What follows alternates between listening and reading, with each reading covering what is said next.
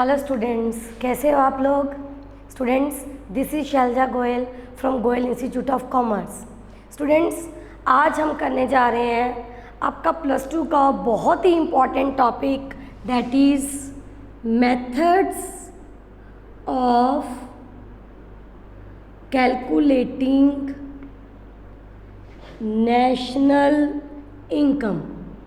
Students, ये topic बहुत ही ज़्यादा इम्पॉर्टेंट है। क्यों है? क्योंकि इस टॉपिक में से आपको एग्ज़ाम में 10 मार्क्स के क्वेश्चन आते ही आते हैं। तो अगर ये आप मेथड्स कर लोगे इजीली तो आपके जो 6 मार्क्स का क्वेश्चन रहता है आपका प्रैक्टिकल, वो आपके पक्के हो जाएंगे। 6 मार्क्स क्लियर है? तो चलिए, methods of calculating national income. सबसे पहले मैं आपको बताऊंगी कि हमारे पास 3 फेसेस होते हैं जिसके अंडर हमारी इकोनॉमिक एक्टिविटीज़ होती हैं, उसी से ही हमारे मेथड्स बनते हैं। Face 1 that is called production. Clear है? पहले हम प्रोडक्शन करते हैं। प्रोडक्शन किसकी करते हैं? Goods and services. प्रोडक्शन किसके थ्रू होती है? With the help of factors of production. और वो फैक्टर्स कौन से हैं? Land, labour, capital, entrepreneur. ये चीज़ें आपको पता हैं। और वो फैक्टर्स हमें कहाँ से मिलते हैं? सोसाइटी से। तो जब भी एक प्रोड्यूसर प्रोडक्शन करता है, प्रोडक्शन करके उसको जो भी इनकम होती है वो हम ये अज्यूम करते हैं कि वो सारी इनकम डिवाइड कर देता है। किस में डिवाइड कर देता है? फैक्टर्स ऑफ प्रोडक्शन में डिवाइड कर देता है। जो उसने इनकी सर्विसेज ली थी उनके बदले में इनको पे कर देता है। तो सेकंड फेस आ जाता है हमारे पास इनकम का। इनकम मीन्स प्रोड्यूसर ने प्रोडक्शन की, प्रोडक्शन करके जो इसको पैसा मिला, जो इसके पास इनकम आई, वो सारा इसने डिस्ट्रीब्यूट कर दिया among various factors of production. तो ये क्या होगी हमारे पास? Factor income. फिर जब फैक्टर इनकम आ जाएगी, लोगों के पास पैसा आ जाएगा, फिर वो क्या करेंगे? वो इस पैसे को खर्च करेंगे। खर्च किसके ऊपर करेंगे? वेरियस गुड्स एंड सर्विसेज के ऊपर, क्योंकि इन्हीं से उनकी इकोनॉमिक नीड पूरी होने वाली है। क्लियर है? तो ये 3 फेसेस हैं। पहले होगी प्रोडक्शन, फिर आपके पास वो पैसा आएगा तो वो बन जाएगी आपकी इनकम, फिर आप उस पैसे को खर्च कर दोगे तो वो हो जाएगा एक्सपेंडिचर आपकी तरफ से। तो जो आप पैसा खर्च करोगे ये किसके ऊपर कर रहे हो? गुड्स एंड सर्विसेज के ऊपर कर रहे हो जो आपने परचेज की। ये गुड्स एंड सर्विसेज परचेज की कहाँ से की? प्रोड्यूसर से। तो वापस आपका पैसा किसके पास चला जाएगा? प्रोड्यूसर के पास। तो ये जो है ना, सर्कुलर फ्लो ऑफ इनकम बोलते हैं इसको। ये तीनों फेसेस हैं। प्रोडक्शन में इनकम हुई, फिर आपको फैक्टर इनकम हुई, फिर हमने उसी पैसे को खर्च कर दिया, हमारी तरफ से एक्सपेंडिचर, लेकिन प्रोड्यूसर के लिए ये इनकम। तो ये जो है flow of income between these 3 sectors ये चलता रहता है। 2 सेक्टर्स मेनली, एक प्रोड्यूसिंग सेक्टर और एक हाउस होल्ड सेक्टर। तो उसके पास ये 3 फेसेस होते हैं। Face 1 is called production, phase 2 is called income and phase 3 is called expenditure। तो इन्हीं से आपके 3 methods of calculating national income बनते हैं। तो first we have product method, second we have income method and third one we have expenditure method. Income, national income निकालने के तीनों मेथड्स हैं। क्लियर है? नेशनल इनकम निकालने के लिए तीनों में से कोई भी मेथड आप अडॉप्ट कर सकते हो। तो इन तीनों को क्या बोलते हैं? That is product is equal to triple identity बोलते हैं इसको। Income, triple identity, expenditure. मतलब प्रोडक्शन हुई तो प्रोड्यूसर को इनकम होगी, वो इनकम डिवाइड कर देगा फैक्टर्स ऑफ प्रोडक्शन में, वो फिर आगे उस पैसे को फिर खर्च कर देंगे, फिर प्रोड्यूसर की इनकम आ जाती है। तो इसको हम बोलते हैं ट्रिपल आइडेंटिटी। क्या बोलते हैं? Triple identity. तो ये आपको बेसिक क्लियर करना बहुत ज़रूरी है कि किस लिए तीनों मेथड्स हमारे पास आए। प्रोडक्ट मेथड है, इनकम मेथड है, एक्सपेंडिचर मेथड है। तीनों मेथड में से कोई भी दो मेथड आपको एग्ज़ाम में आ जाते हैं। अब हम एक एक करके इनको डिटेल में करेंगे कि इनमें क्या क्या एंट्री करनी है और क्या क्या एंट्री नहीं करनी। क्लियर होगी जी?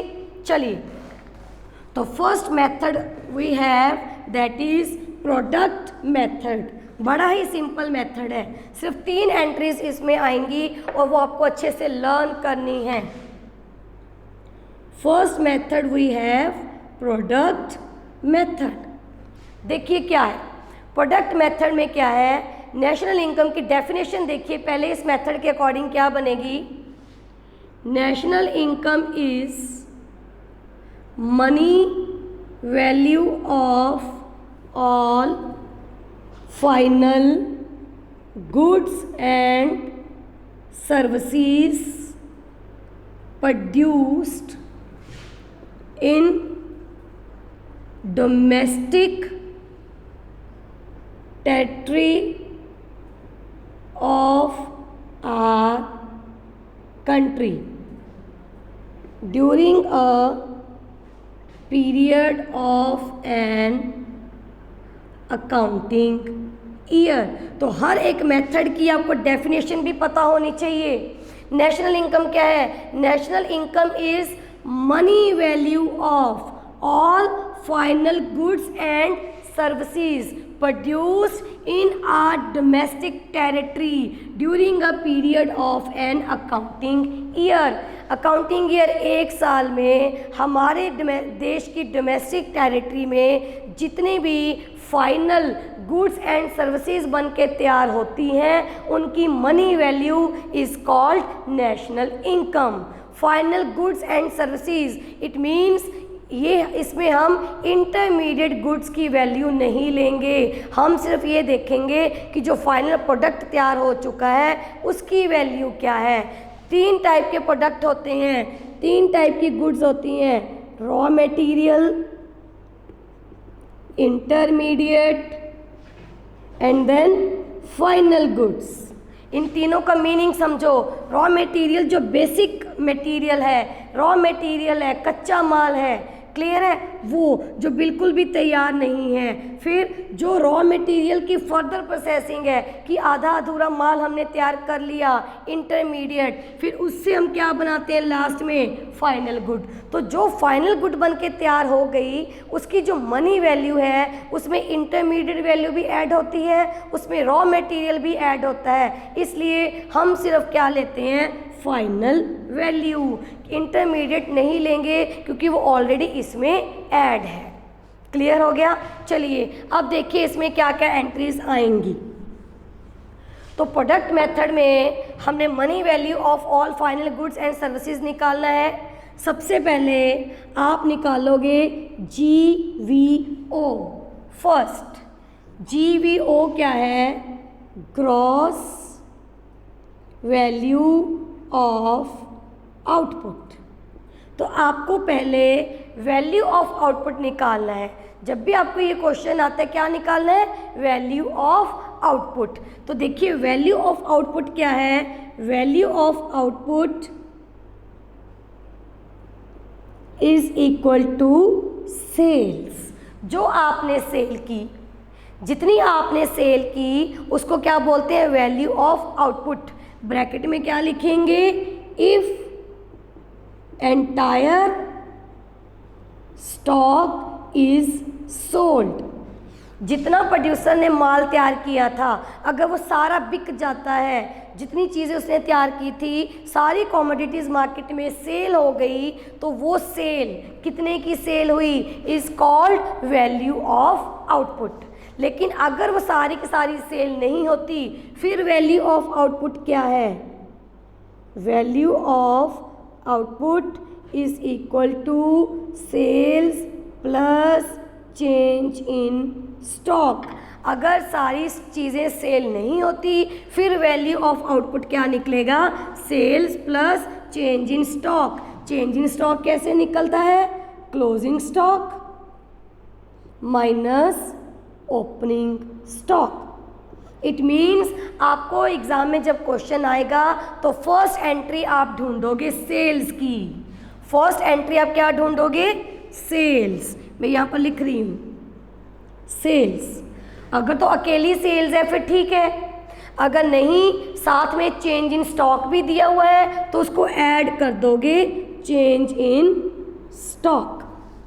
चेंज इन स्टॉक अगर सीधा नहीं दिया तब आपके पास दो एंट्री दी होंगी, one is opening stock and second one is closing stock. तो आप चेंज इन स्टॉक निकालोगे, कैसे निकालोगे? CS minus OS, closing stock minus opening stock. तो ये सिर्फ दो एंट्रीज लेकर आपके पास क्या आ जाएगा जी? GVO, that is gross value of output. इतनी चीज़ क्लियर है? चलिए अब GVO आ गया, सेकंड स्टेप हमारा क्या है? हमने निकालना है GVA। तो अल्टीमेट हमारा टारगेट GVA निकालने का होता है, that is gross value added. Gross value added means इसमें ये जो चीज़ें हमने सारी सेल की, इसमें हमने एक्चुअल में कितनी वैल्यू ऐड की? वैल्यू के कैसे ऐड की? मतलब ये जो हमारा GVO आ जाएगा इसमें से हम माइनस कर देंगे इंटरमीडिएट वैल्यू, क्योंकि ये हमने ऐड नहीं की, ये तो ऑलरेडी इसमें थी। तो हमने निकालना क्या है? GVA। तो फर्स्ट एंट्री हम लेंगे सेल्स की, सेकंड उसमें हम ऐड कर देंगे change in stock. Change in stock की अगर डायरेक्ट एंट्री नहीं है तो आप क्या ऐड करोगे? क्लोजिंग स्टॉक और माइनस कर दोगे ओपनिंग स्टॉक। तो ये आपका आ जाएगा GVO। थर्ड एंट्री आप क्या करोगे? जो GVO की अमाउंट आ गई उसमें से माइनस कर दोगे इंटरमीडिएट वैल्यू। तो ये माइनस करके जो आपके पास फिगर आएगी उसको बोलते हैं GVA, that is gross value added, also called GDP at MP। ये आपको ध्यान में रखना है कि प्रोडक्ट मेथड से क्या निकलता है? GDP at MP, gross domestic product at market price. Clear है? तो इससे क्या निकलता है students? Gross domestic product at market price, कि जो हमने डोमेस्टिक टेरिटरी में चीज़ें प्रोड्यूस की उसकी gross value means including depreciation. ये आपको पता है कि ग्रॉस और नेट में क्या डिफरेंस है? ग्रॉस में डेप्रिसिएशन ऐड होती है और नेट में डेप्रिसिएशन नहीं होती। फिर वो चीज़ें जब आप सेल कर रहे हो, सेल किस प्राइस पे कर रहे हो? हमारे पास दो प्राइस होते हैं, one is factor cost and other one is market cost. Factory cost क्या होती है? वो फैक्टर मतलब उसमें टैक्सेस ऐड नहीं होते, आप डायरेक्ट फैक्ट्री से ही चीज़ों को सेल कर रहे हो। जितने ज़्यादा बीच में डिस्ट्रीब्यूशन चैनल्स आ जाते हैं, जितने ज़्यादा बीच में इंटरमीडिएट्स आ जाती हैं, तो उतना उस हर प्रोडक्ट पर टैक्स लगता जाता है। तो जो प्रोडक्ट मार्केट में आता है तो वो क्या बन जाता है? टैक्स लगने के बाद मार्केट प्राइस। तो यहाँ पर अब आप सेल कर रहे हो, मार्केट में सेल कर रहे हो, तो GDP एट क्या आ जाएगा? MP। It means including taxes. Taxes कौन से? NIT, net indirect taxes. Net indirect taxes कैसे निकलते हैं ये चीज़ें आपको पता होंगी, फिर भी NIT कैसे निकलता है? आपने जो इनडायरेक्ट टैक्स जो आपने सरकार को दिया माइनस सरकार ने जो आपको सब्सिडी दी, तो जो नेट आपने दिया दैट इज कॉल्ड NIT। तो कहने का मतलब क्या है कि प्रोडक्ट मेथड से आपके पास क्या निकलता है? ये सिर्फ तीन एंट्री से, sales plus change in stock minus intermediate goods, ये निकलता है GDP एट MP। अब क्वेश्चन में अगर आपको बोला गया है कि calculate national income by using product method, तो नेशनल इनकम का सिंबल क्या है? जी मैं यहाँ से ये रब कर रही हूँ, नेशनल इनकम का सिंबल क्या है? ये आपको पता है, NNP एट FC। देखिए national income is equal to NNP at FC, net national product at factor cost, net national product at factor cost, national income. अब हमारे पास क्या निकल के आया है, GDP एट MP। हमने इससे क्या बनाना है, NNP एट FC। तो स्टेप वाइज आपको करना पड़ेगा। क्वेश्चन में 3 एंट्रीज लेने के बाद आपके पास GDP एट MP आ गया, फिर और एंट्रीज पड़ी होंगी। एक एंट्री पड़ी होगी डेप्रिसिएशन की, तो इसमें से आप डेप्रिसिएशन माइनस कर दोगे। तो जब आप GDP एट MP से डेप्रिसिएशन माइनस कर दोगे तो आपके पास क्या आ जाएगा, NDP एट MP। क्योंकि G और N में किस चीज़ को लेकर डिफरेंस होता है, डेप्रिसिएशन।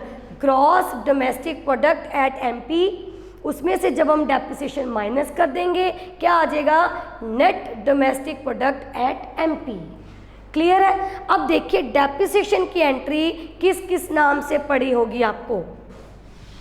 देखिए एक तो सीधा डेप्रिसिएशन का नाम दिया होगा क्वेश्चन में, डेप्रिसिएशन सीधा ही दिया होता है।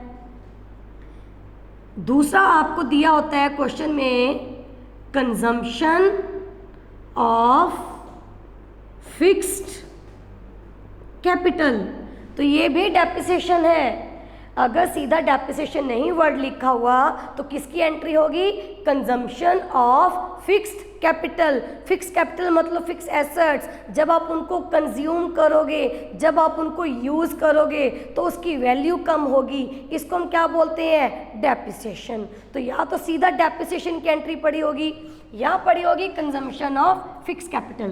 तो मैं आपको यहाँ पर लिख देती हूँ क्लियरली कि डेप्रिसिएशन किस किस नाम से आता है। एक तो डेप्रिसिएशन इटसेल्फ, अगर नहीं है तो consumption of fixed capital.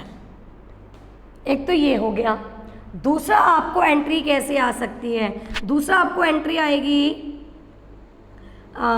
Value of machinery और फिक्स एसेट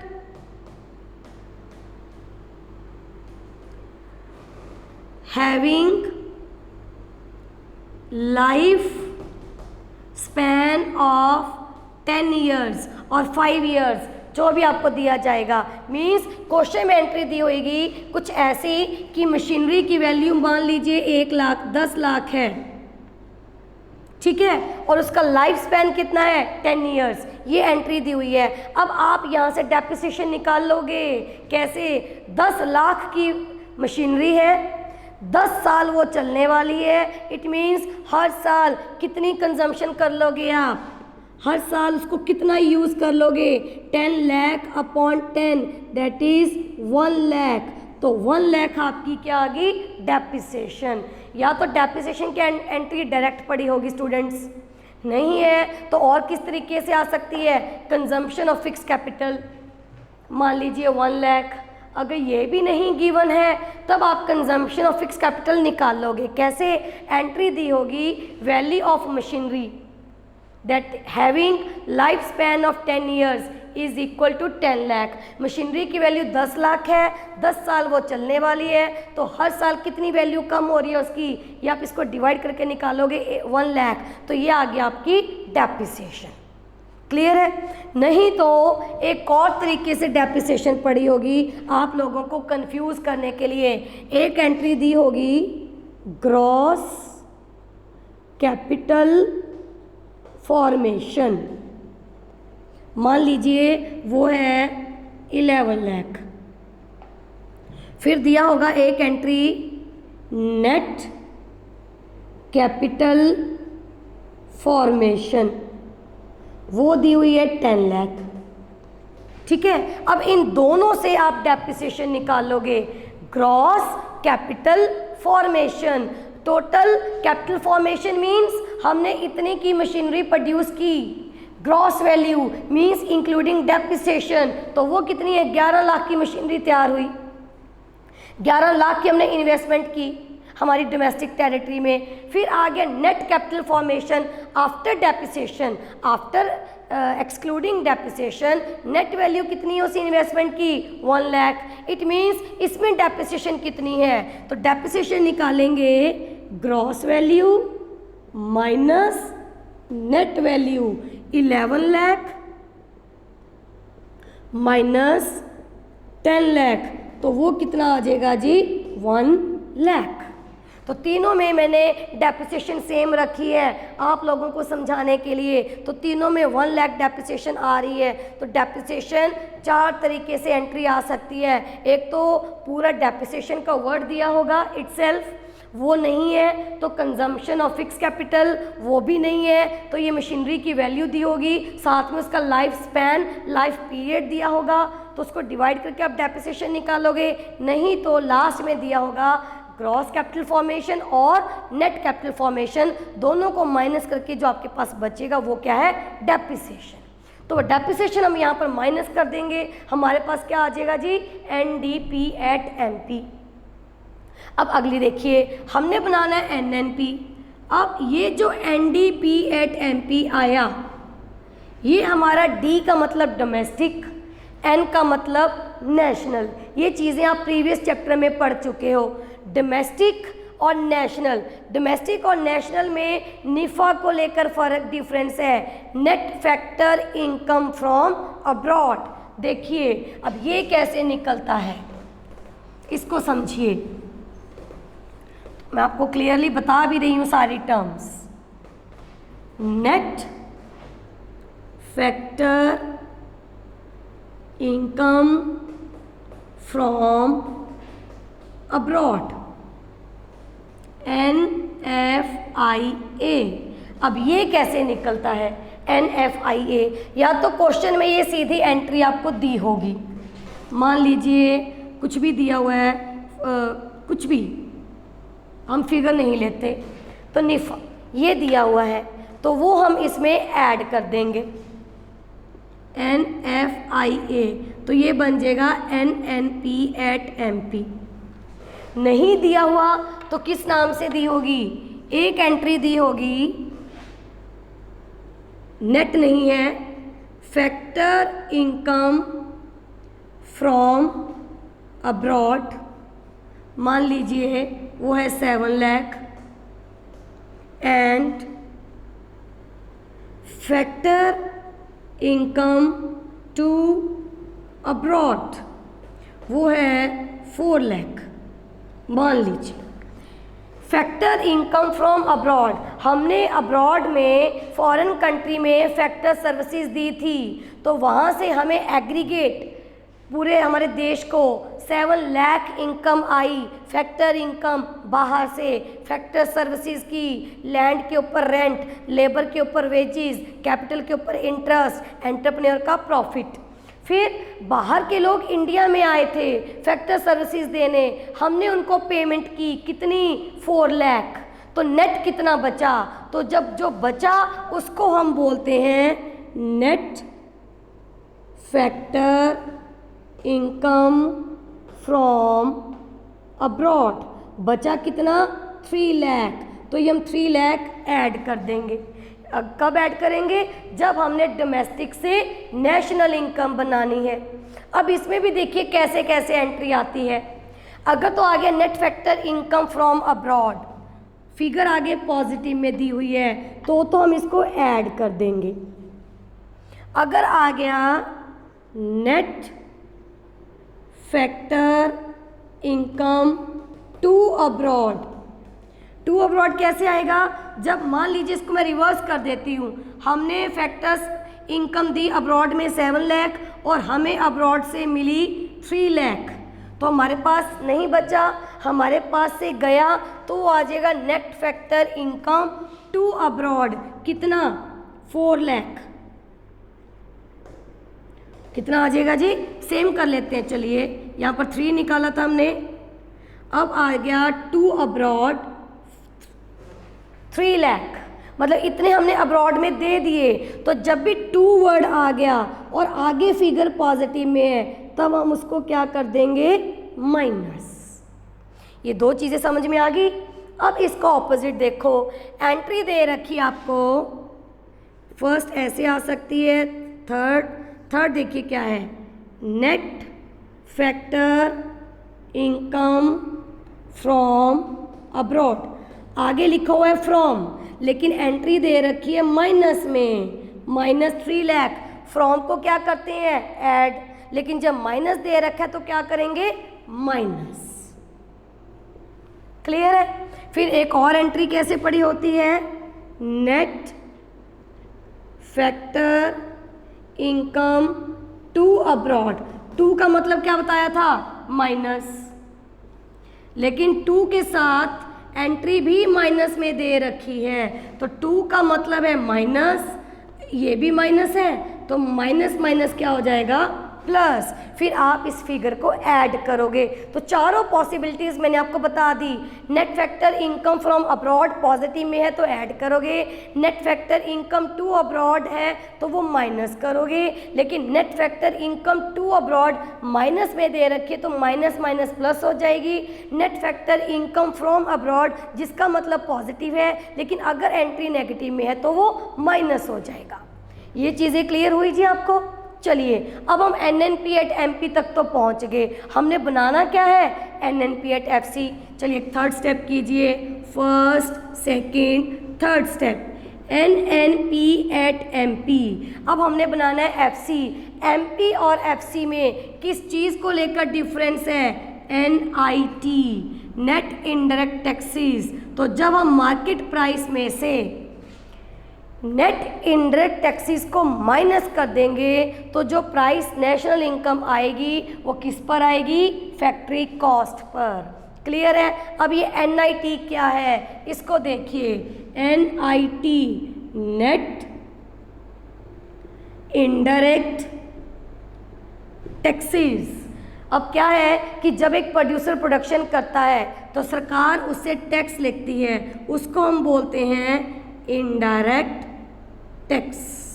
सरकार ने उसके ऊपर टैक्स लगा दिया, इनडायरेक्ट टैक्स, जितनी वो सेल करेगा या जो भी है। इनडायरेक्ट टैक्स मीन्स जो आप डायरेक्टली पे नहीं करते लेकिन इनडायरेक्टली आपको देना पड़ता है, आपको पता भी नहीं चलता कि आपने कब दे दिया।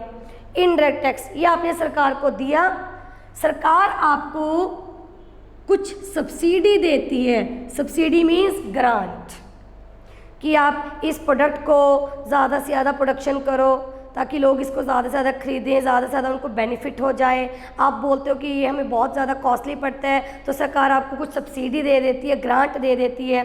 तो टैक्स सरकार ने आपसे लिया, सब्सिडी सरकार ने आपको दी, तो जो आपने नेट दिया माइनस करके क्या आता है, NIT। अब क्वेश्चन में एंट्रीज अलग अलग आएंगी सारी। इनडायरेक्ट टैक्सेस की एंट्री पड़ी होगी, एक अलग से सब्सिडी की पड़ी होगी, तो इनडायरेक्ट टैक्सेस माइनस सब्सिडी करके NIT निकाल लोगे, वो यहाँ से आप माइनस कर दोगे। क्लियर है। तो अब आपके पास क्या आ गया लास्ट में, national income, that is NNP@FC। इतनी चीज़ क्लियर हुई। अब मान लीजिए क्वेश्चन आपको कहता है कि ये प्रोडक्ट मेथड से आपका क्या निकला, GDP एट MP निकला। क्वेश्चन कहता है इससे NDP@FC बनाओ। नेशनल इनकम नहीं बोला, NDP@FC बोला है। फिर सिंपली क्या कर दोगे आप, इसमें माइनस डेप्रिसिएशन, वो आ जाएगा NDP@MP, फिर माइनस कर दोगे NIT, वो क्या आ जाएगा, NDP@FC। बाकी क्यों जितनी भी एंट्रीज दे रखी होंगी क्वेश्चन में वो सारी की सारी आप इग्नोर करोगे। क्लियर है। चलिए अब हम इसका एक क्वेश्चन करके देखते हैं। तो ये हमने एक प्रोडक्ट मेथड कर लिया, बड़ा ही इजी मेथड है। सिर्फ GDP@MP निकालने के लिए हम सिर्फ 3 एंट्रीज ही करते हैं, सेल्स की, चेंज इन स्टॉक की और इंटरमीडिएट गुड्स की। क्लियर है। उसके बाद क्वेश्चन में आपको जो बोला गया है वो एंट्रीज आप उठाओगे। एक सिंपल सा क्वेश्चन करके देखते हैं। अब इसमें और जो भी एंट्रीज दी होंगी आप सारी इग्नोर करोगे। क्लियर है। चलिए देखिए क्या दिया हुआ है। हम एक प्रोडक्ट मेथड का क्वेश्चन लेते हैं, बड़ा ही सिंपल सा क्वेश्चन लेंगे क्योंकि इसका बड़ा ही सिंपल क्वेश्चन आता भी है एग्जाम में। जी प्रोडक्ट मेथड हम लेते हैं यहाँ से, हाँ जी, वेट जी स्टूडेंट्स, देखिए एंट्री क्या दी हुई है आपको, पहले मैं एंट्रीज लिख देती हूँ आप लोगों के लिए। एंट्रीज दी हुई हैं fixed capital goods, fixed capital goods, ये वही है कैपिटल फॉर्मेशन की जो मैंने आपको बताया था। Fixed capital goods with a life span of 5 years, ऐसे फिक्स एसेट्स जिनकी 5 साल, जो मशीनरी 5 साल तक चलेगी उनकी वैल्यू कितनी है 15, ऊपर लिखा हुआ लाख, 15 लाख। तो यहाँ से हम क्या निकालेंगे, डेप्रिसिएशन, ये मैंने अभी आपको बताया। सेकंड एंट्री किसकी दे रखी है, रॉ मटेरियल की, तो रॉ मटेरियल कितना है 6। Then third entry we have sales, sales कितना दिया हुआ है जी 25। नेक्स्ट दिया हुआ है नेट चेंज इन स्टॉक, वो है -2। -2 क्यों आया, हम चेंज इन स्टॉक कैसे निकालते हैं, closing stock minus opening stock, it means opening stock ज़्यादा होगा क्लोजिंग से, तभी आंसर हमारा माइनस में आया है यहाँ पर। नेक्स्ट है टैक्सीज ऑन प्रोडक्शन, तो वो कितना दे रखा है हमें 1। क्वेश्चन में क्या कह रहा है कि क्या कैलकुलेट करना है, calculate net value added, that is NDP at MP, जो अभी मैंने आपको लास्ट में बताया था वो कैलकुलेट करना है। निकलता क्या है प्रोडक्ट मेथड से, GDP एट MP, कैलकुलेट क्या करना है हमें, NDP एट MP। चलिए वो करते हैं। देखिए स्टूडेंट्स, इसमें क्या क्या एंट्री लेंगे।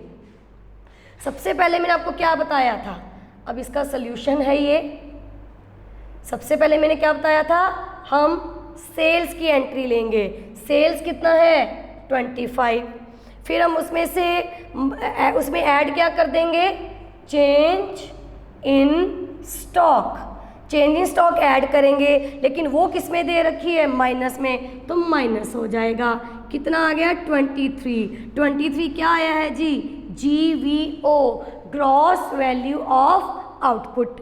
अब हमने क्या निकालना है GVA, दैट इज क्या बताया था इसका मैंने, GDP एट MP, जो निकलता है कैसे निकलेगा, GVO जो आया माइनस कर दोगे इंटरमीडिएट, इंटरमीडिएट यहाँ पर किस फॉर्म में दे रखा है, रॉ मटेरियल में, क्योंकि रॉ मटेरियल और इंटरमीडिएट इन दोनों की वैल्यू फाइनल में ऐड होती है, तो ये कर देंगे। तो GVO कितना आया 23, माइनस कर दोगे रॉ मटेरियल, वो कितना पड़ा है 6, तो ये कितना आ गया 17, मतलब 17 क्या आया हमारे पास GDP एट MP।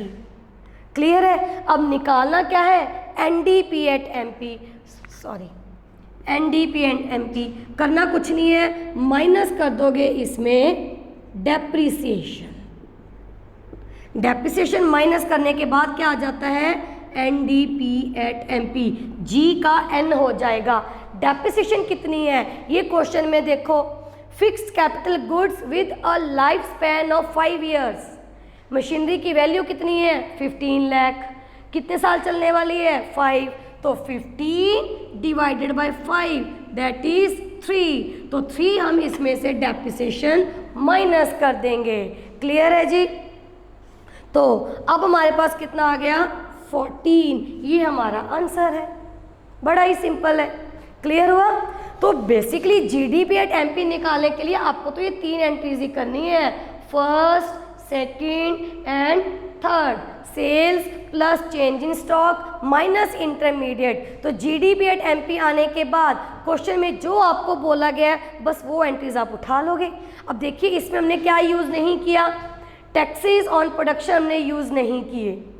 तो ये मत सोचना कि इसका क्या करें, आता ही प्रोडक्ट मेथड में एमपी पर है, एमपी पे हमने निकालना था, तो हम टैक्सेस को यूज़ नहीं करेंगे। क्लियर है स्टूडेंट्स? चलिए अब हम इसी का एक क्वेश्चन और कर लेते हैं, बड़े आराम से हम तीनों मेथड्स करेंगे। इसी का एक क्वेश्चन और कर लेते हैं तो ये आपका प्रोडक्ट मेथड हो जाएगा इजीली, कुछ भी नहीं है इसमें। देखिए एक क्वेश्चन और उठाते हैं कोई भी। हाँ जी, अब देखिए यहाँ से आपको एक नई एंट्री का पता चलेगा इस क्वेश्चन से। क्वेश्चन क्या दे रखा है आपको, first entry we have depreciation. अब ये सीधा सीधा आपको दे रखा है, अगर ज़रूरत पड़ी तो 20 lakh. Second entry we have जी, यहाँ से आपको एक चीज़ समझनी है, domestic sales that is 200। Third one we have net change in stocks, ये है -10। फोर्थ एंट्री है एक्सपोर्ट्स, ये है 10। फिफ्थ एंट्री है सिंगल यूज़ प्रोड्यूसर गुड्स। अब ये भी आपको समझना है, बड़ी दो अच्छी एंट्रीज हमें यहाँ पर मिली हैं जो मुझे आपको समझानी है। देखिए अब कैलकुलेट क्या करना है पहले वो देखते हैं, जीडीपी एट एमपी, तो वही तो निकलता है हमारा। देखिए सबसे पहले हम कौन सी एंट्री लेते हैं, सेल्स। जब मैंने आपको बताया कि हम सेल्स लेते हैं तब मैंने आपको ये नहीं बताया सेल्स कौन सी, तो सेल्स मतलब total sales. Sale means total sale, चाहे तो वो हो डोमेस्टिक सेल या वो हो एक्सपोर्ट मतलब इंटरनेशनल सेल। आपने सेल की, आपने प्रोडक्शन की, उस प्रोडक्शन को आपने बेचा इंडिया में दैट इज़ डोमेस्टिक सेल, और बाहर एक्सपोर्ट किया आपने, तो दोनों को मिला के क्या कंसेप्ट बनता है, सेल। अब क्वेश्चन में सेल की एंट्री अलग अलग दी हुई है, डोमेस्टिक सेल अलग है, एक्सपोर्ट अलग है, तो टोटल सेल कितनी होगी हमारी 210 लाख।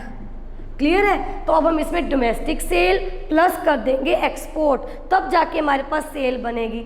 चलिए अब दो एंट्रीज तो हमने यूज़ कर ली, अब ये फिफ्थ एंट्री देखिए, single use producer goods. Producer goods वो गुड्स होती हैं जो प्रोड्यूसर यूज़ करता है, क्या क्या, रॉ मटेरियल है, इंटरमीडिएट है।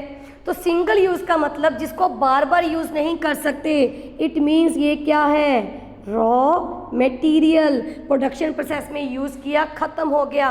क्लियर है? तो ये रॉ मटेरियल की एंट्री है। चलिए अब आते हैं third entry, net change in stock. तो ये सेल्स प्लस ऐड कर देंगे हम चेंज इन स्टॉक, वो कितना है -10, तो ये माइनस हो जाएगा।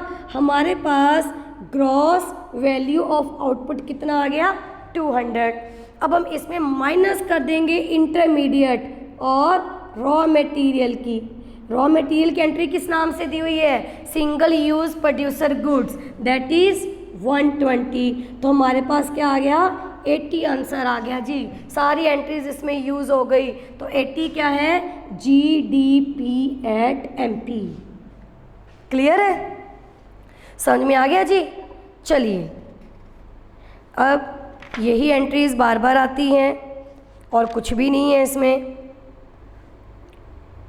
अब मान लीजिए एक क्वेश्चन आपको ऐसे दिया गया है, फटाफट मैं आपको वो क्वेश्चन भी एक और करवा देती हूँ क्योंकि उसमें हमारे पास एंट्री एक और नहीं है, तो आपको पता चल जाएगा कि एग्ज़ाम में किस किस टाइप का क्वेश्चन आता है। देखिए अब क्या क्या क्वेश्चन दे रखे हैं, ड्यूरेबल यूज़, अभी क्या था सिंगल यूज़ फर्स्ट क्वेश्चन में जो भी मैंने लास्ट आपको करवाया, अब दे रखा है ड्यूरेबल यूज़ मतलब जिसको आप बार बार यूज़ कर सकते हो। प्रोड्यूसर गुड्स, प्रोड्यूसर किन किन चीज़ों को यूज़ करता है, कैपिटल गुड्स, इन्वेंट्री, इन्वेंट्री में आता है रॉ मटेरियल, इंटरमीडिएट। तो कैपिटल गुड्स जिसको बार बार यूज़ कर सकते हैं, तो यहाँ पर बात हो रही है कैपिटल गुड्स की। क्लियर है? Durable use, producer goods with life span of 10 years, तो उसकी वैल्यू कितनी है? 10 लाख। मतलब 10 लाख मशीनरी की वैल्यू है, 10 साल वो चलने वाली है। तो यहाँ से हम क्या निकालेंगे जी? डेप्रिसिएशन। कैसे निकालोगे? 10 lakh upon 10 years, that is 1 lakh. तो ये डेप्रिसिएशन का कंसेप्ट हो गया। सेकंड एंट्री क्या दे रखी है? Single use producer goods. अब ये दे रखा है आपके पास रॉ मटेरियल, जो कि आप माइनस कर दोगे, कितना है? 5 लाख। थर्ड एंट्री दे रखी है सेल्स। सेल्स का मतलब टोटल सेल दे रखी है अब आपको 20। क्लियर है? अब मान लीजिए एंट्री एक तो आपको दे रखी है सेल्स, आगे डोमेस्टिक नहीं दे रखा, एक एंट्री दे रखी है एक्सपोर्ट। फिर अब क्या करोगे? आप सेल में एक्सपोर्ट ऐड नहीं करोगे। एक्सपोर्ट तभी ऐड करोगे जब आगे सेल के डोमेस्टिक लिखा हो। सेल्स मतलब टोटल सेल, एक्सपोर्ट को आप स्किप कर दोगे, छोड़ दोगे। ये सिर्फ आपको कंफ्यूज करने के लिए दी होती है। नेक्स्ट फोर्थ एंट्री देखिए क्या है, ये नहीं है आपके लिए। Unsold output. Unsold output produced during the year. जो हमने स्टॉक प्रोड्यूस किया था उसमें से कुछ सेल हो गया, कुछ बच गया, वो कितना है? 2 लाख। मतलब अब हमें सिर्फ क्लोजिंग स्टॉक की एंट्री दे रखी है।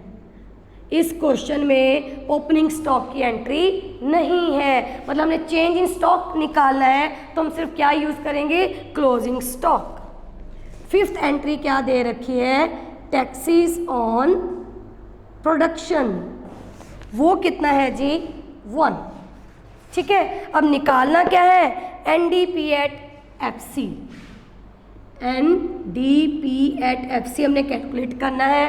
सबसे पहले हम GDP एट MP निकालते हैं। फर्स्ट एंट्री हम लेंगे sales, that is 20। Second entry हम लेंगे change in stock. Change in stock के नाम पर हमारे पास सिर्फ क्लोजिंग स्टॉक पड़ा है, दैट इज 2।